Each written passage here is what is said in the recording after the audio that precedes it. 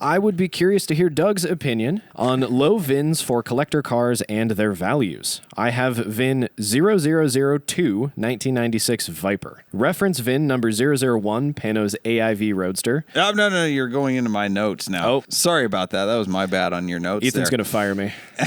His question was the low VIN number, whether or not people care about values for low VIN numbers. So, and it's interesting that you said VIN number 002, because fairly recently I was offered Shelby Series 1 VIN number 002. And what I told the person was, well, it's not VIN number 1. Everybody wants VIN number 1. After 1, it's all kind of like a consolation prize, right? Oh, I have the last one built. I have the next to last one built. I have the second one built, the third one built. Don't care. If it's not the first one off the line, that's the one that always carries the really big collector value. And usually it's retained by the factory in their museum. They might have a bunch of prototypes also, but usually VIN number 001 is the big deal. And if you look at like Barrett-Jackson, right, they'll often auction off the first one of something. Now, I think those values are skewed, one, because they always do it for charity, so people want a big tax write-off, and two, it's on TV, so people want the attention.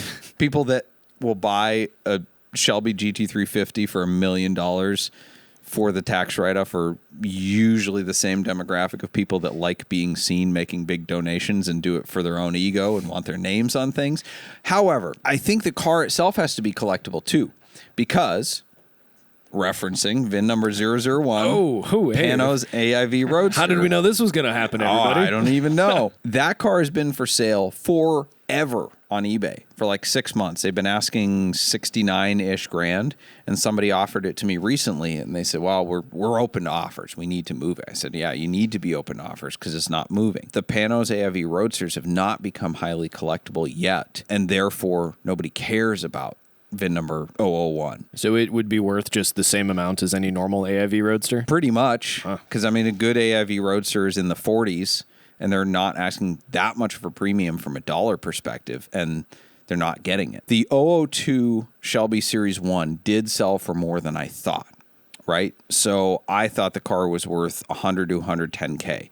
And according to my source, it transacted privately for in the 130s, and it had 5,000 miles. So it wasn't like super collector mileage. And my opinion was, if you're going to have a collectible VIN, it also has to be a super low mileage car. Because if you have VIN number 001 and it has 80,000 miles, it kind of offsets the collectability a little bit until the car gets old enough that people don't care about that anymore. When you're talking these modern collectibles, then, you know, who cares? Another point was we got offered VIN number 001 Acura NSX, but it wasn't a 91, it was a 2002. So it was like a mid-production. It was just VIN number 001 for that year. Oh. So that was another situation where, like, who cares? There's a VIN number 001 every year for 14 years of NSX production. So if it's not the first one, if it's the first one of this year, the first one in that, then you're getting into like Corvette rares, the first one that was red. I think it does make some difference, but 2 is not as good as 1. If you have the first one, everybody cares. If you have the second one, you're the first loser, right? No? That not it? If you ain't first, you're last. Yeah, maybe that was a better way to put it. Would you, Doug, buy a car because of its serial number for any reason? Do you have anything that really sticks out to you? I would do it more in the sense of like it's an interesting number to me because like it's a lucky number and a number I associate with. Everybody has like their number.